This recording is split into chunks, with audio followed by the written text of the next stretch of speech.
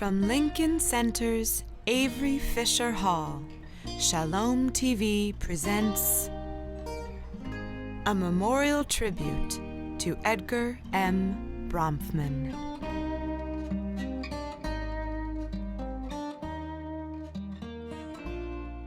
I'm Mark Golub. Welcome to Shalom TV's exclusive television presentation of a memorial tribute to Edgar M. Bronfman Sr. from Avery Fisher Hall at Lincoln Center in Manhattan. A very impressive program has been arranged. The keynote speaker will be the former New York Senator and former Secretary of State, Hillary Rodham Clinton.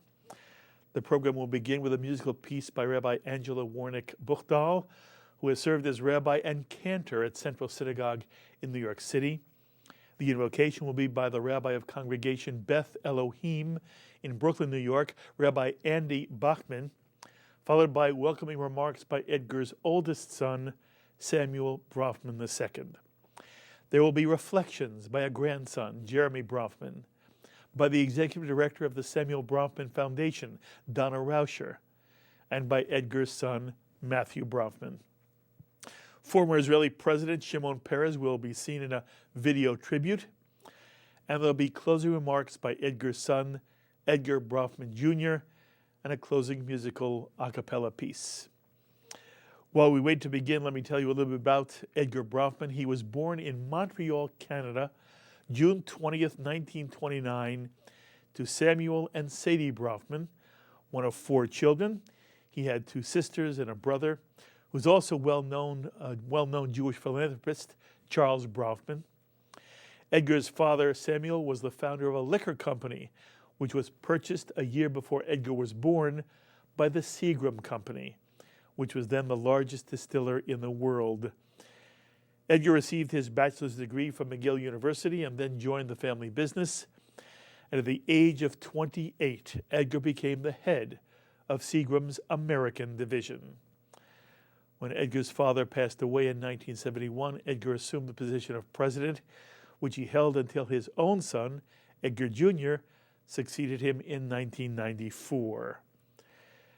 Edgar Bronfman, of course, became a naturalized American citizen, and in 1979, he was asked to take over the World Jewish Congress and formally became its president in 1981, a position he held for 26 years, developing the World Jewish Congress into the preeminent international Jewish organization. And in the role of president of the World Jewish Congress, Edgar Bronfman was instrumental in helping to save Soviet Jewry. And he led the campaign to unmask the Nazi connections of Austria's president, Kurt Waldheim. Edgar Bronfman was also profoundly committed to obtaining compensation for victims of the Holocaust and helped force Swiss banks to hand over more than $1 billion to the families of Jews who'd lost loved ones in the Holocaust. And you know, Edgar Bronfman was a very, very wealthy man. In 2011, his worth was estimated at over $2 billion. And he used his wealth in service to the Jewish people. He will forever be remembered as one of the great Jewish philanthropists of the 20th and 21st centuries. He was president of a foundation named after his father, the Samuel Bronfman Foundation, which was committed to Jewish learning, Jewish youth, Jewish community, and the Jewish people. He was a huge supporter of Hillel, the Foundation for Jewish Campus Life, which he literally revived while working with then Hillel president Richard Joel in the 1990s. He established the Bronfman Youth Fellowships in Israel, a leadership program for Jewish youth. And he funded an informational website called myjewishlearning.com. Among his many awards and honors, Edgar Bronfman was awarded the Presidential Medal of Freedom by President Bill Clinton in 1999, and in 2000, he received the Leo Beck Medal for his many humanitarian works. At the time of his passing, Edgar Bronfman was married to Jan Aronson, whom he married in 1994, and with whom he wrote his Bronfman Haggadah.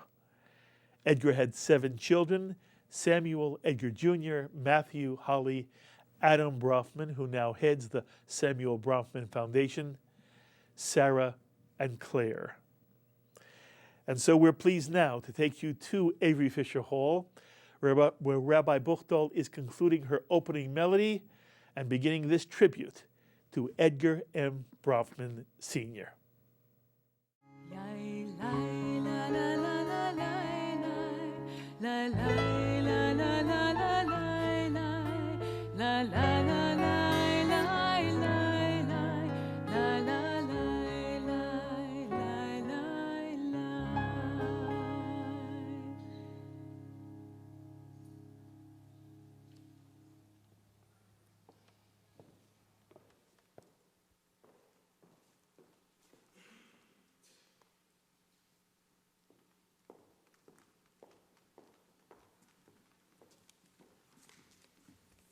Good evening, Erev Tov. Tonight we gather as a community of those who have come together to express our love and admiration of Edgar M. Bronfman.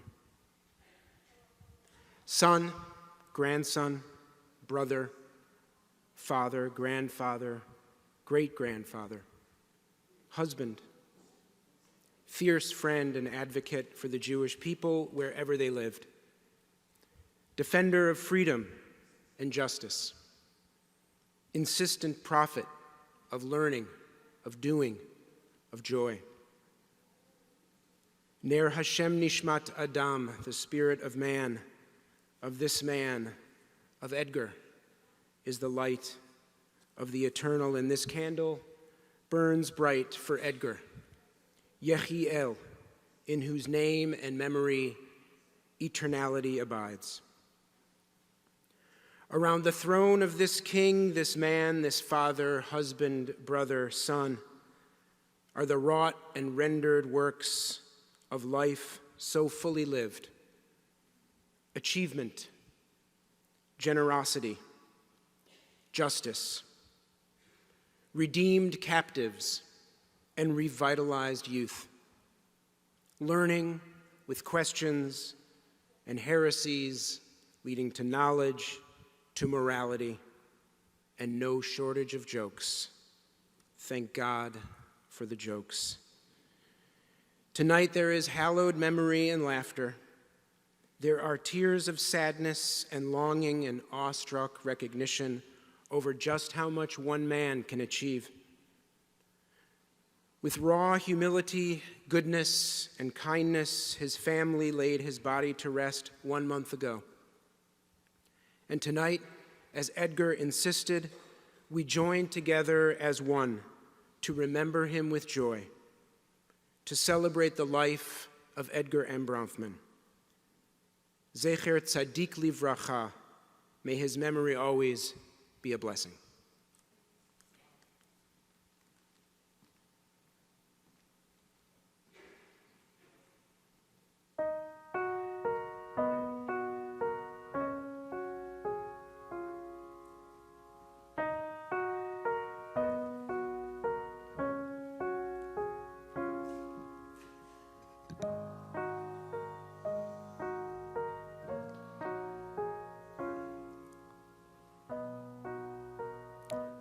On behalf of the children, grandchildren, great-grandchildren, siblings, nieces, nephews, and extended family of Edgar Bronfman, I'd like to welcome you all to this memorial tribute. From his friends in New York, Sun Valley, and Virginia, to his valued business associates at Seagram, from his fellow statesmen, American, Canadian, Israeli dignitaries, to his fellow leaders in the world of Jewish philanthropy. From the Bronfman Youth Fellowships, NYU Bronfman Center, and Hillel students and leadership here in person and in many Hillel campuses joining via live stream. The turnout is overwhelming, and we are very, very grateful. I'd like to begin by honoring a very special person who, in a truly wonderful way, loved Dad thoroughly for the past 25 plus years. Of course, I'm talking about his amazing wife, Jan Aronson. Jan, thank you for giving Dad the gift of your love, for your incredible caring, and for your sense of humor. You enriched Dad's life immeasurably, in sickness and in health. I am forever grateful. Edgar M. Bronfman lived a remarkable life. Much of it you know about. But let me touch on a few things you may not know. Dad loved crossword puzzles, fine wine, and giving people nicknames. Mighty Bum, Love Bug, Hall Doll, Taxi, and Bear, you know who you are. As kids, we spent hours throwing the baseball around the backyard. We went to New York Giants football games in the old Yankee Stadium. And on Sunday nights, we were in front of the TV watching shows like Bonanza. In fact, it was another TV favorite, Hogan's Heroes, that inspired Dad's endearing and iconic nickname, Tree. Dad's tree was his favorite red leather chair at our home. Naturally, when he wasn't in the room, we all scrambled to sit in it. And when he came in, he'd say in his best Colonel Klink voice, "Get out of my tree." This name stuck, and as you can imagine, it came to mean more than a piece of furniture. That term of affection symbolized his character, his strength, his compassion, and his wisdom. Dad was a true tree of knowledge. He had a lifetime love of learning. He wrote 6 books. He took piano lessons in his 70s and 80s. He studied the Talmud, and he watched Jeopardy religiously. For many years, I looked for a painting or a photograph of a tree to give Dad. I could never find the right one. Finally, my wife Kelly and I found the photograph, and it arrived in Dad's and Jan's apartment early in his last week. He loved it and had it right in front of his chair there in his library, where he spent many of his last hours. More important to me was that despite his health, he made the effort to call us and give us a cheerful thank you. Family mattered so much to Dad. He had lots of families beyond his biological one. His Seagram colleagues, to a person, extol the culture that Dad created at Seagram, where each person felt they were part of Dad's extended family. Working at Seagram gave me the opportunity to work with Dad. After 15 years or so at the company, in a variety of roles, mostly in the wine business, Dad asked me to join the corporation's board of directors. Of course, I accepted. In welcoming me to the board, Dad reminded me I had one of 2 votes, either I or I resign.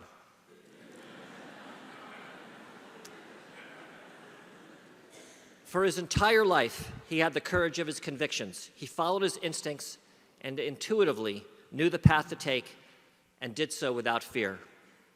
But there was an incident nearly 40 years ago now that bonded Dad and me in a deep and meaningful way. After I was kidnapped and held for ransom, the kidnappers insisted the ransom be paid in person by Dad. Law enforcement officials strongly advised against doing so, citing his great personal risk. But Dad said no. He'd lived a great life, and if need be, that it was now my turn. Dad was 46. He delivered the ransom.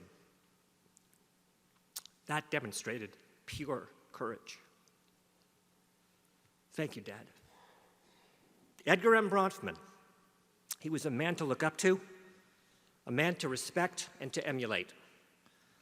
I miss him greatly, and I always will. Rest in peace, Dad. I love you.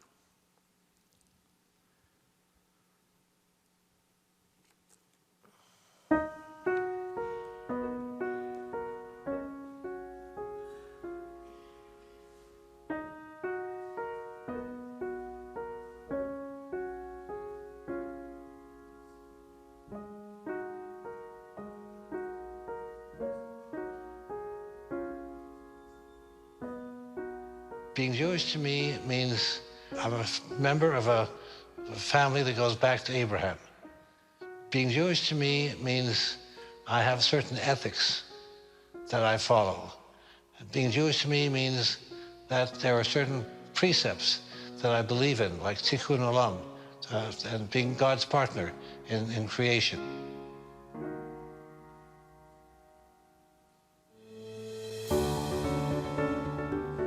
I think that the most important thing we can do is through education. We have to understand that we have to love our neighbors as ourselves. You can't be proud in a vacuum. You have to know what you're proud of. Therefore, knowledge is terribly important. I was 10 years old when the war started, 1939 in Canada. I was so excited about the creation of the state and so wildly proud of Israel during the Six-Day War, so that we all felt that, you know, that it was fantastic, that we were all Jews together. Oh, I'm for peace. I think for peace is absolutely the most vital thing. Peace with honor, peace with dignity, peace with security. The World Jewish Congress was the only international Jewish organization that had all the Eastern European countries, with the exception of the Soviet Union, as members, and that we could perhaps do something to get the Jews out of the Soviet Union. Because all my grandparents came from that country, I felt I owed their memory something. The issue really has never been money, as far as I'm concerned. The twin things that I sort of really work on is justice and the truth. I want to find the truth of what happened during this whole period from 33 on into the 40s. And I want to find justice for those who perished or those whose relatives have some money that was put there. But I enjoy helping people. It fills my life. Making money is wonderful, and building a business is wonderful. But going beyond that, there has to be something. I'm very proud to have started this. I'm even prouder that I had the intelligence to keep my hands off it and let the professionals do a really wonderful job.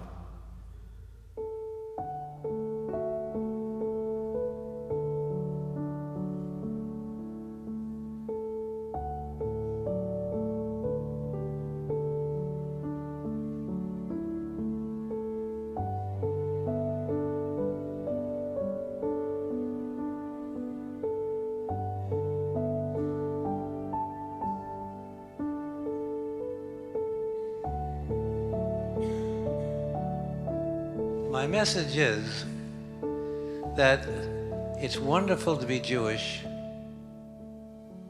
It's wonderful to know who you are. I wrote about my father in our annual report that he made the place better than he found it. And if my children can say that about me, that's enough.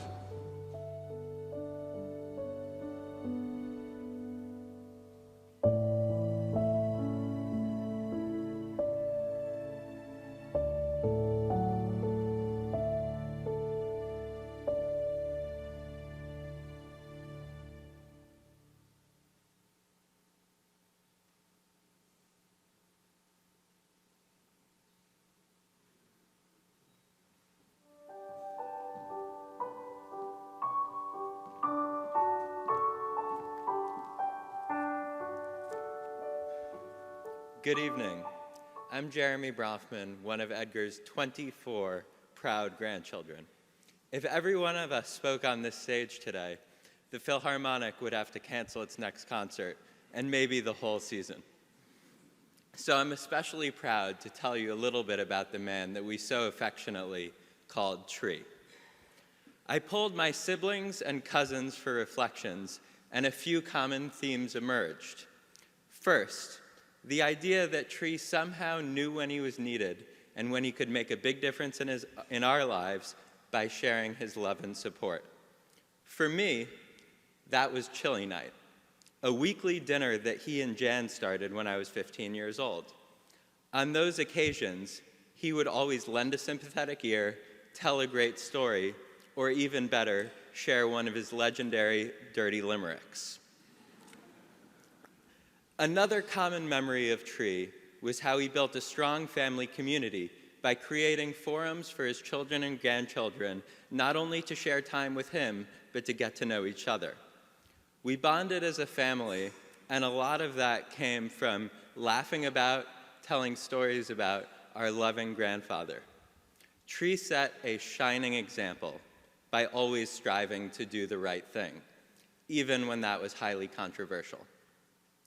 But his audacity was mixed with real humility, especially in his later years. At Shiva for Tree, Rabbi Zion shared a really fitting parable from the Talmud. It goes like this. A man was traveling through the desert, hungry, thirsty, and tired. He came upon a tree bearing sweet fruit and affording plenty of shade, underneath which ran a spring of water. He ate of the fruit, drank of the water, and sat beneath the shade. When he was about to leave, he turned to the tree and said, "Tree, O tree, with what shall I bless you? Should I bless you that your fruit be sweet? Your fruit is already sweet. Should I bless you that your shade be plentiful? Your shade is plentiful. Should I bless you that a spring of water run beneath you? A spring runs beneath you already. There is one thing with which I can bless you. May it be that all of the trees planted from your seeds should be like you." I don't think that Edgar's 24 grandchildren could imagine a greater blessing than to be like him. Thank you.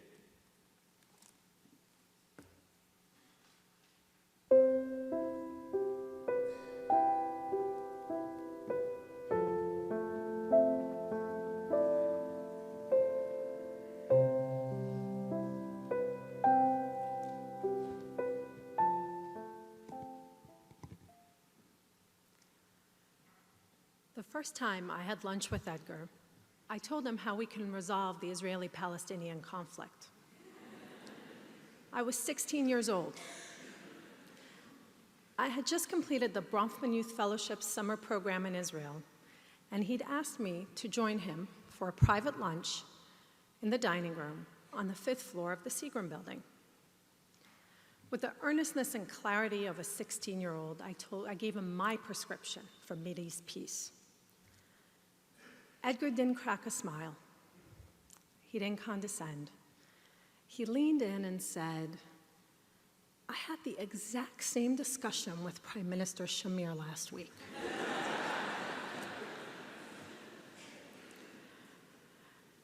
As a Bronfman Fellow, I knew that Edgar's program took young people seriously. We were introduced to high-level text, big ideas, accomplished leaders. What I didn't know was that Edgar the man took young people seriously as well. That day, I learned that his investment in us as teenagers was a reflection of his pragmatic belief that anyone can change the world.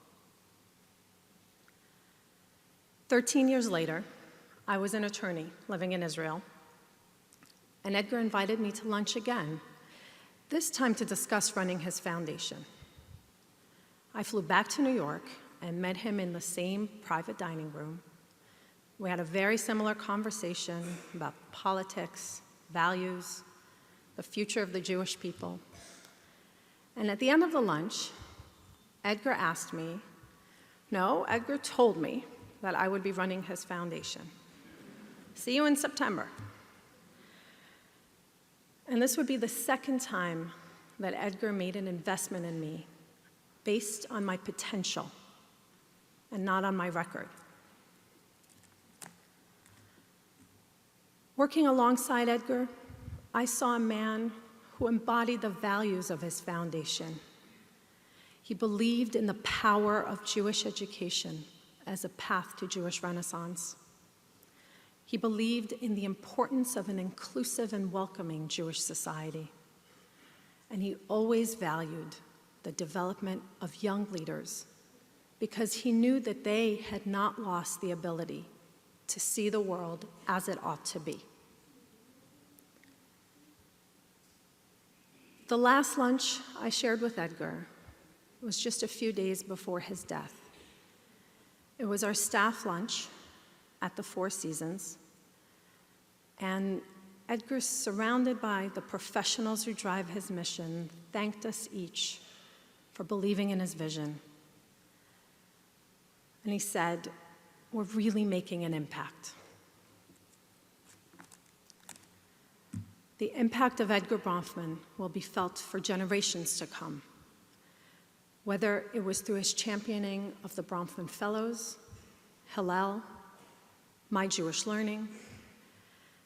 Edgar taught me that a philanthropist is someone who does, not just someone who funds. I will always cherish those lunches with Edgar because they left me with a greater appetite. On a very personal level, Edgar showed me how to strive and create something for those who come after you. And to me, that is living legacy. Thank you, Edgar.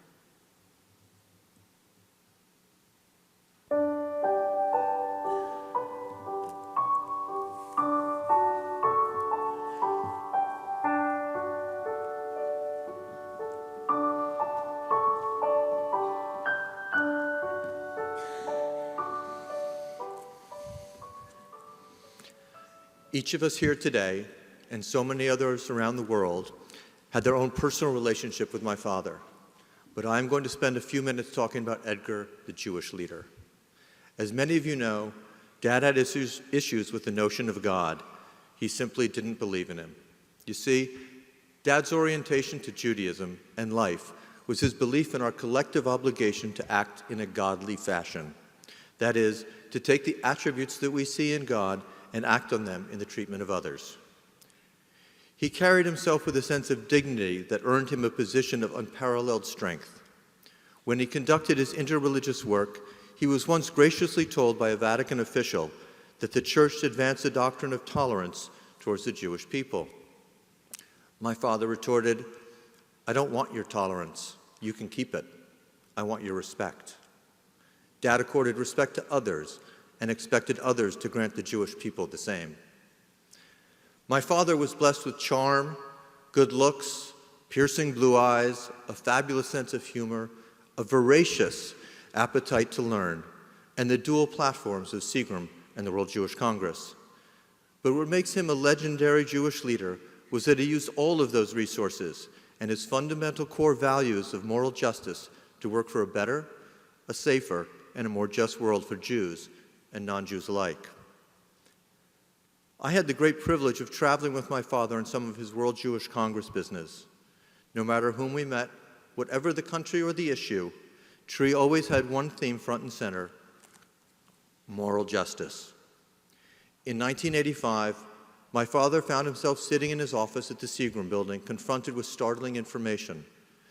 The former United Nations General Secretary and then candidate for presidency of Austria, Kurt Waldheim, was a former Nazi officer. My father was advised that disclosing this information in the midst of the Austrian presidential campaign would be met with widespread public disapproval. It could be seen as foreign interference in the domestic politics of a sovereign nation. He heard the advice, and he listened to his conscience. "This is not a political issue," he said. "This is a moral issue."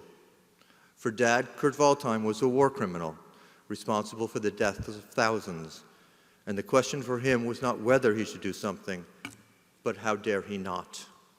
And thanks to Dad's efforts, Waldheim was declared persona non grata in capitals around the world, and the United States Justice Department put him on its watch list, effectively indicting him and keeping him from entering this country.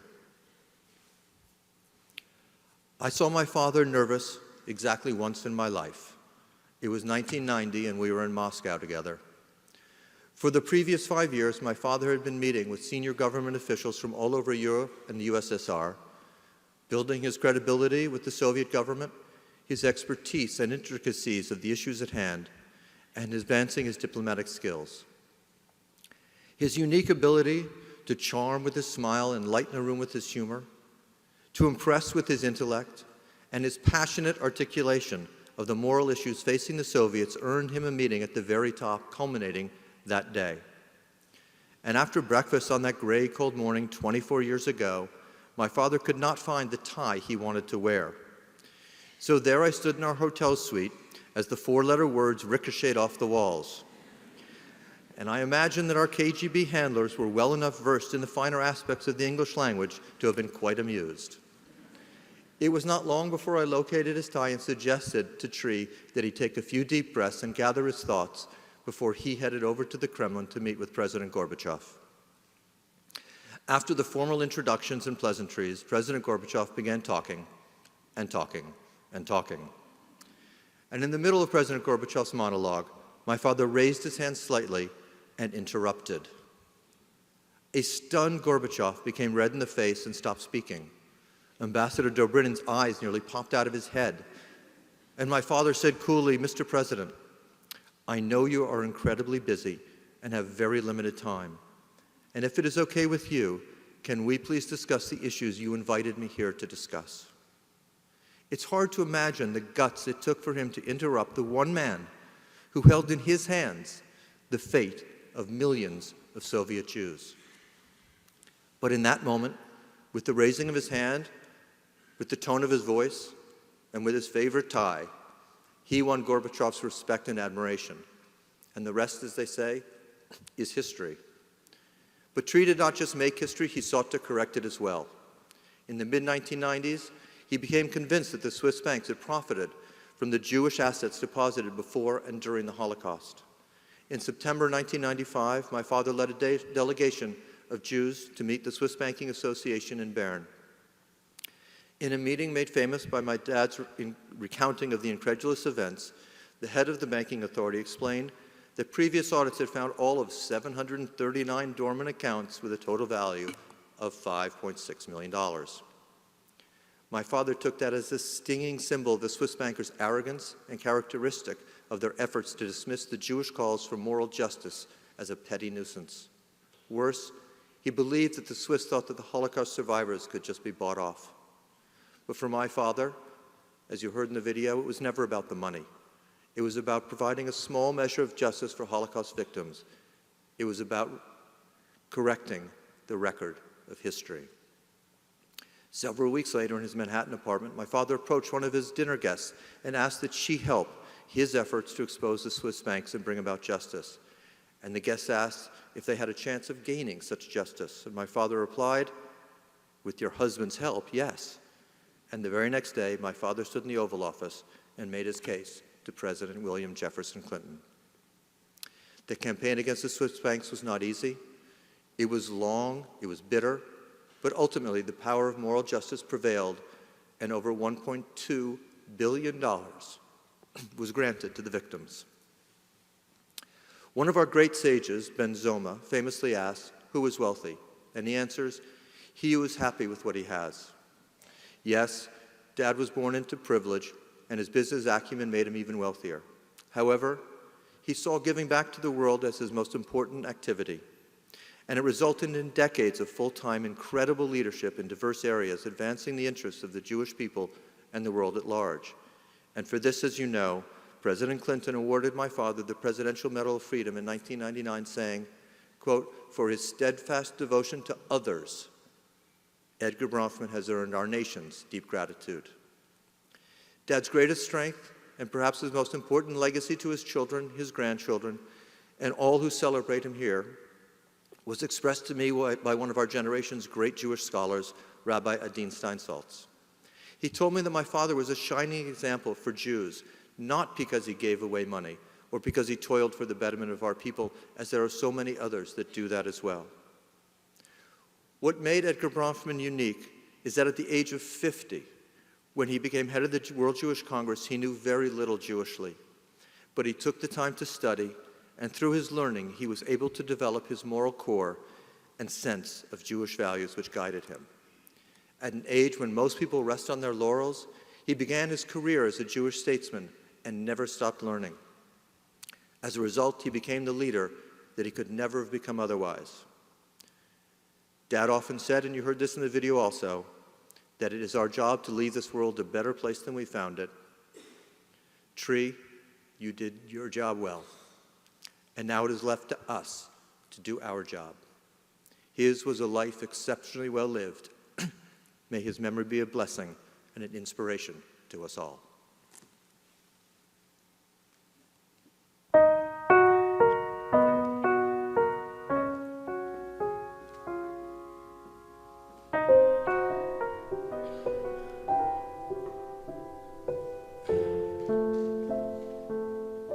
Edgar came from the Alliance. Fearless, hopeful, a born leader.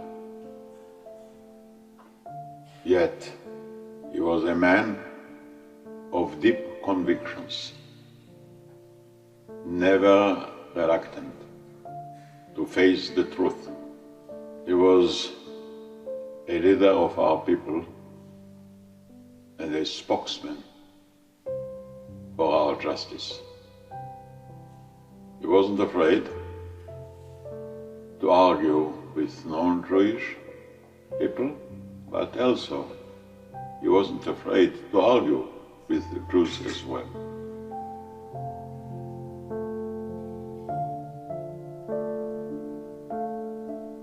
He went from country to country, from leader to leader, to tell them that they have to fight anti-Semitism, to tell them the suffering of the Jewish people, straight and direct and respected. As you know, he was a charismatic person, tall, with blue eyes, impatient to nonsense, but always devoted to the point. We shall miss him as a great person, as a strong Jewish leader, that his real wealth was not necessarily money, but service to his people. Will God bless his memory.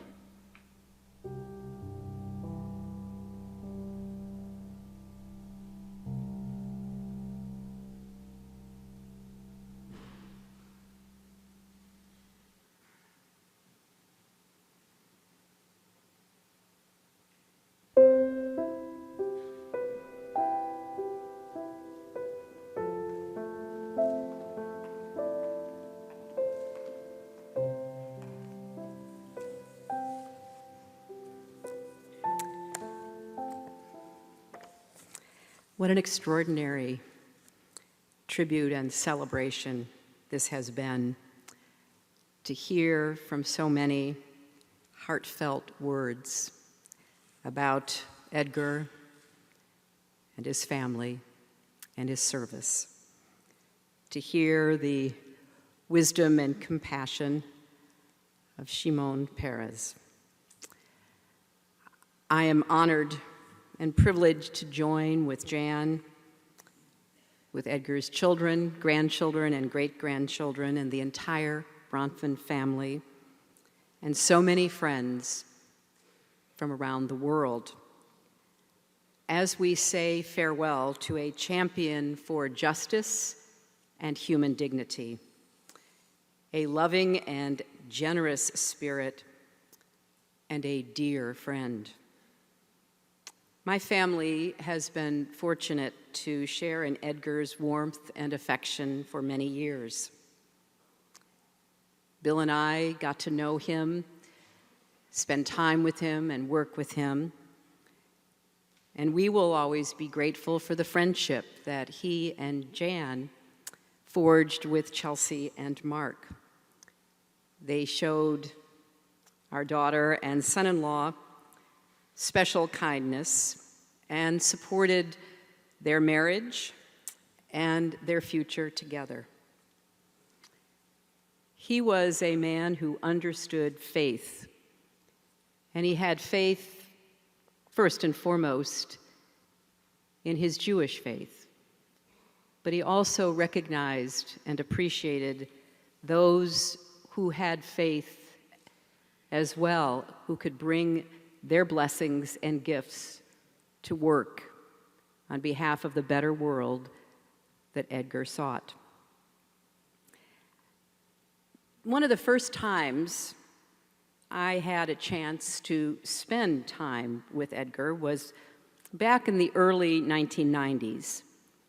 We were seated next to each other at a dinner, and at one point in the evening, He leaned over and whispered a joke in my ear. It was, as the audience reaction understands, a very Edgar joke. All these years later, I well remember it. I just can't repeat it. But I laughed until my sides hurt, and he took great pleasure in watching everyone watching me, wondering what was wrong with me. I felt fortunate to be crossing paths with such a dynamic, colorful, and charming character. And I decided right then and there that Edgar and I were going to be very good friends. Lucky for me, Edgar decided the same thing. A few years later, we began working on an issue that has already been mentioned, one that was a matter of justice. It was the spring of 1996. I was again at Edgar and Jan's home, and Edgar cornered me with an article he had torn out of a magazine about his work with the World Jewish Congress to recover assets that had been deposited in Swiss banks before the war and had never been accounted for, let alone returned. Edgar was convinced that one way he could push this cause forward was by getting the full force of the United States government behind him, and he wasn't shy about asking for it.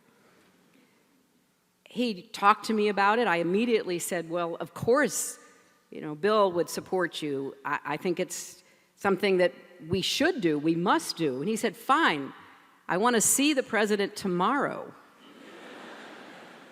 He was never shy about pressing a point or an issue, especially in the face of injustice. And the time to right this wrong was running out, he told me. So he did have a pretty good channel to the White House, and I picked up the phone and did call the president, and the next day, Edgar was in the Oval Office making his case to Bill. We knew even then it would not be an easy path forward, but we knew that it was the right thing to do. After all, more than a half-century had passed, and survivors and their families were no closer to getting back what was rightfully theirs. Bill and I both believed in Edgar and in the cause. He went to work with the same brilliance that had guided his family's company for decades, with the same doggedness that helped Jews in the Soviet Union shake free of oppression and reclaim their heritage, with the same commitment that took him around the world advancing religious freedom and tolerance. And in the years that followed, the United States Treasury Department carried out an exhaustive study on assets stolen by the Nazis, stolen from victims, and never, ever held accountable. Edgar was named chair of the Advisory Commission on Holocaust Assets, and in 1999, the World Jewish Congress obtained more than $1 billion in restitution from those banks for relatives of victims whose money had been stolen. That same year, as you have heard and seen, Bill proudly awarded Edgar with the Presidential Medal of Freedom, the highest honor that can be given to a civilian in our country. He did so for a life of remarkable citizen service. Edgar brought that same energy and drive to everything he touched during his remarkable life. His philanthropy helped break down barriers between nations and lift up the lives of so many young people. He exuded a confidence and honesty that won him the friendship and support of presidents, popes, and people everywhere. And in the moments when speaking honestly about challenging issues may have cost him some friends, he spoke honestly anyway. Because, as Edgar said, in forcing the world to face up to an ugly past, we help shape a more honorable future. Edgar did love Jeopardy! If the answer was Edgar M. Bronfman, then the question would have to go on for the rest of the show. Who was a successful businessman, a pioneering philanthropist, a loving family man, a champion for justice, a man of greatness who was also a great man? My family and I will miss Edgar. We will miss his friendship, his encouragement, even his occasional note about my wardrobe choices.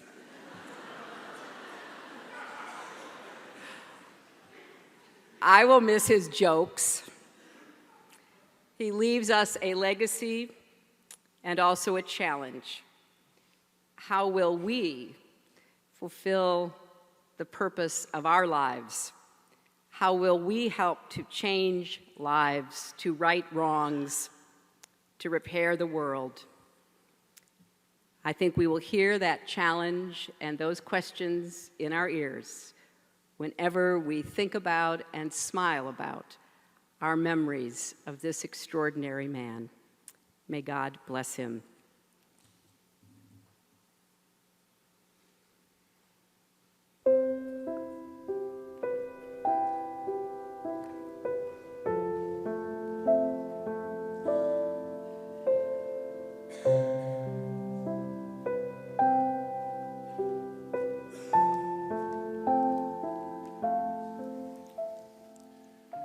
Thank you, Secretary Clinton. I know that my dad died without any regrets, but I do know that he would have loved to live for a few more years to help you with whatever adventure it is you may go on. In the 1990s, Seagram was introducing a whiskey called Century, which was a blend of 100 different single malts from Scotland. As no product ever went out the door without Dad's approval, we conducted a tasting for him. At the tasting, Dad said, "One of the malts is sour. Go pull apart the blend and get it right." Incredibly, Dad was correct. One malt out of 99 others was indeed sour. And I tell you that story not to illustrate what an extraordinary palate Dad had, which he did, but to explain how exacting and precise he was. For him, products and principles were judged by the same standard. Was it right or not? Dad didn't equivocate. Once he set a course, that was the course he steered. He was always clear, always straightforward. You knew where he stood, and consequently, you knew where you stood with him. Dad enjoyed a very special and extremely unique freedom. Though he always wanted to listen, to learn, and to know what people thought, he didn't care at all what people thought of him. I never once saw Dad make a decision which included the calculus of how that decision might affect any other person's opinion of him. He did what he thought was right, period. And he lived the advice he always gave me. It's more important to be respected than to be liked. Dad was kind, and Dad was fierce.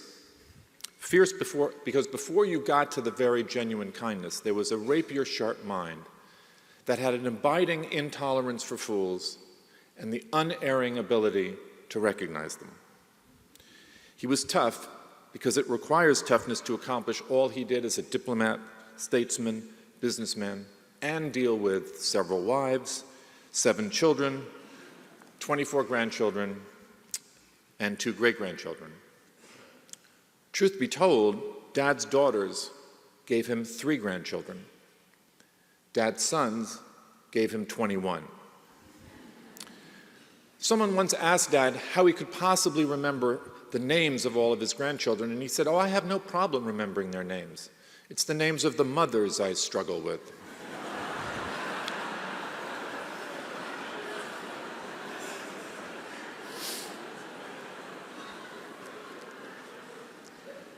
Dad was a leader. Some people are, some are not. It's not about position or wealth. It's a force of personality, an intelligence that makes others willing, even eager to follow. Leadership requires bravery, and Dad was a brave man. He was also a passionate man, and passion is often in life the difference between being good and being superb. His passion for advancing the causes and values in which he believed was boundless. His passion for the people for whom he cared, for his company, and for civil rights for all was limitless. But his passion for power was more measured. Dad did not hunger for power as so many people do as an end in itself.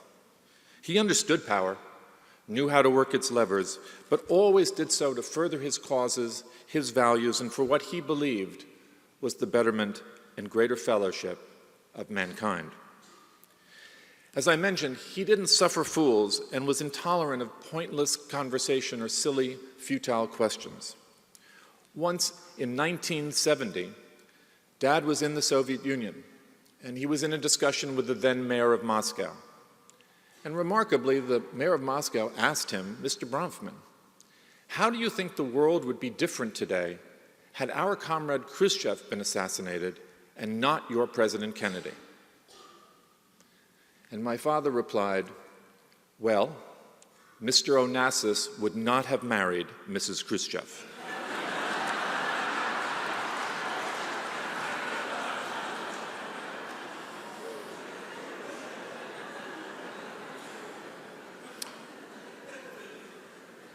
One comment I will remember all my days is the time when he and I were flying together, and the landing gear had malfunctioned such that we were going to have to attempt a crash landing.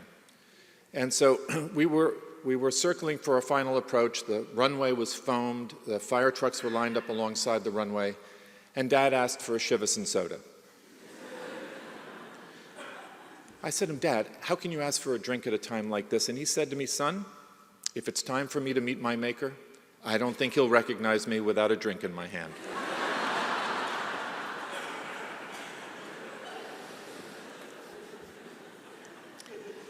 And though everything turned out all right that time, Dad's time on earth did finally come to an end. And having lost Dad, something that I've always said seems so much truer to me now. Your parents are not your parents until the day they die. Your parents are your parents until the day you die. And I'm fortunate because I get to carry Dad inside me for the rest of my life.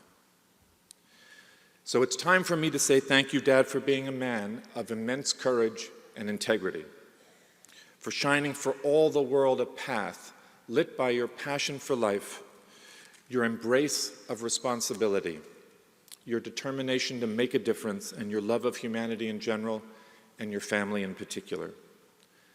Thank you for the standards you set, for the principles you taught, for the support you showed, for the tolerance you granted, and for the unequivocal love you gave. I hope you can feel, Dad, in this room and in so many rooms watching this and in the far corners of the world, not only people's love for you, but the deep and enduring respect in which you will always be held. On behalf of Jan and the entire Bronfman family, I want to thank everyone for being here or from watching from wherever you are. You do us all a great honor. I love you, Dad. Always have. Always will.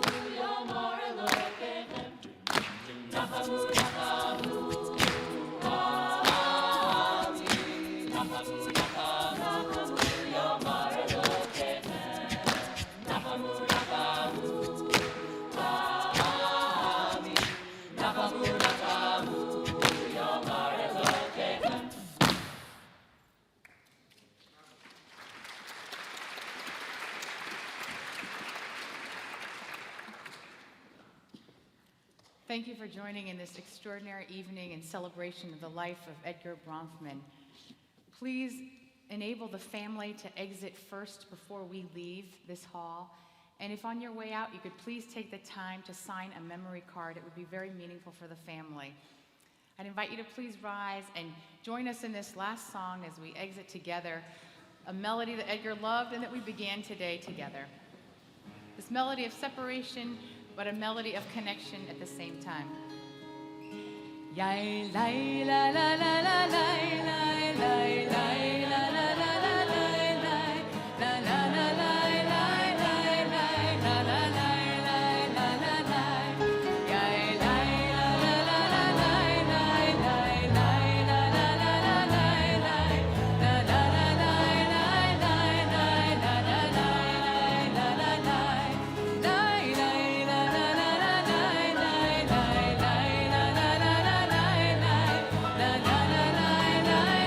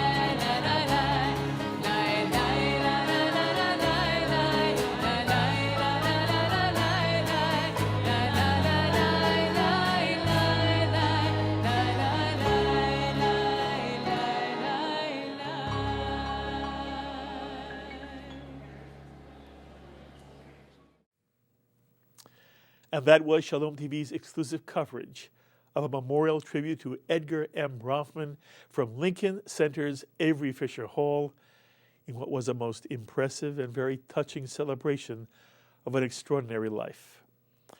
And you know, sometimes a very wealthy man is dismissed by others, treated almost as an object of philanthropy, and everyone always seemed to want something from Edgar Bronfman. But as you listen to those who knew him intimately, especially his adult children, it became clear that Edgar Bronfman was a wonderful presence in their lives and shaped them all for good. And they, as his son Edgar said just a few moments ago, Edgar will truly live within the hearts of his children and grandchildren and wife and family and friends forever. And I'm thrilled that Shalom TV was able to give you the chance to share in an inspiring moment of Jewish history. And I especially want to thank Dana Raucher at the Bronfman Foundation and her entire staff for inviting us to be part of this memorial tribute and then working with us so wonderfully. And a special note of thanks to Mort Lowenthal, who's not only a dear friend of Shalom TV, but has also given so much of himself alongside the Bronfman Foundation to National Hillel and many other organizations of Jewish education and Jewish life. Thank you, Dana, and thank you, Mort. My thanks also to our Shalom TV staff that did a marvelous job in bringing you this special presentation from Lincoln Center. To our director, Sloan Copeland, fabulous job, Sloan. To our program coordinator and chief engineer, Serge Goldberg, who can handle anything thrown his way on the fly with grace and calm. Great job, Serge. To Dara Golub, Carol Lilienthal, Alan Ulrich, who helped produce this telecast, and to Ilya Arbit, and to Albert Kahn, and to Jan Weiss, to Brad Hammer and David Brugnon and Edith Sammers, all of whom make Shalom TV possible. Thank you all. And of course, my special thanks always goes to you, our viewers, for the wonderful emails and letters of enthusiasm and support you send me, and which means so much to all of us. You know, the real handicap of television is that except for our Talkback Live programs, we can't talk to each other through the camera lens. So it's very kind and most helpful of you when you write us with your thoughts about Shalom TV. And I hope that this week, if you have a moment, you will email me at rabbigalub@shalomtv.com or write us at Shalom TV, Post Office Box 1989, Fort Lee, New Jersey, 07024. Or post on our Facebook wall, or tweet me. It means the world to all of us when you're in touch with me. And so until the next time, I'm Mark Golub. Be well, my friends.